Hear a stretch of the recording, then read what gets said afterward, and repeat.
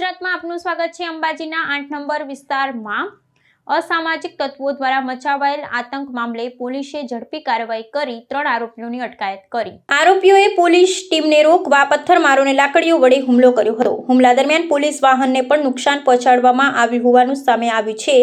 પોલીસે દિનેશ લાડુ ચૌહાણ, વિકા લાડુ ચૌહાણ અને કાળુભાઈ લીંબાભાઈ ચૌહાણ કરમડીની ધરપકડ કરી ઘટનાનું રિકન્સ્ટ્રક્શન કર્યું।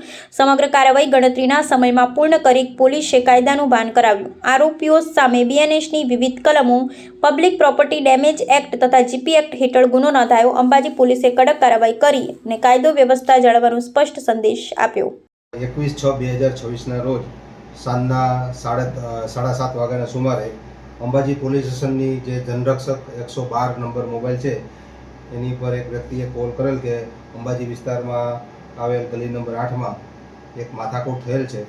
તે કોલ આધારે 112ના જે ઇન્ચાર્જ મુકેશભાઈ હેડ કોન્સ્ટેબલ હતા એ પોલીસ સ્ટાફ સાથે ત્યાં ગયેલા હતા અને કોલ કરનાર બધારામ પંચાલજીને મળેલા હતા અને સમગ્ર બનાવની હકીકત જાણતા જે બધારામ પંચાલ પોતાના પત્ની સાથે એક્ટિવામાં જતા હતા તે દરમિયાન 3 બાઇક સવાર સાથે સામાન્ય અકસ્માત થતા તે બાઇક સવારોએ આ જે પતિ પત્ની હતા એની સાથે ખરાબ વર્તન કરતા પોલીસને કોલ કરેલો હતો અને એ વખતે 3 ઈસમો હાજર હોય એ 3 ઈસમોને જે મુકેશભાઈ હેડ કોન્સ્ટેબલ હતા એને જે બનાવ બાબતે પૂછતા તે એકદમ ઉશ્કેરાઈ ગયેલો અને પોલીસ સાથે જીભાજોડી અને બીભત્સ વર્તન કરવા લાગેલ અને અચાનક પોલીસ ઉપર પથ્થરથી અને લાકડી વડે હુમલો કરેલ અને સરકારી બોલેરો ગાડીને નુકસાન કરેલ હતું।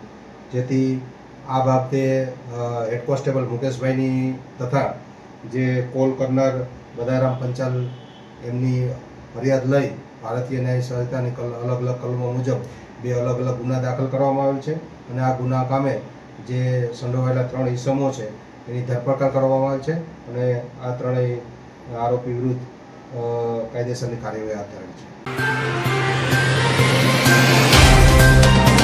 तो व्हाट्सएप, ट्विटर, फेसबुक, इंस्टा जहाँ भी आपका अकाउंट है इसे शेयर बटन के द्वारा वहाँ पर शेयर करें।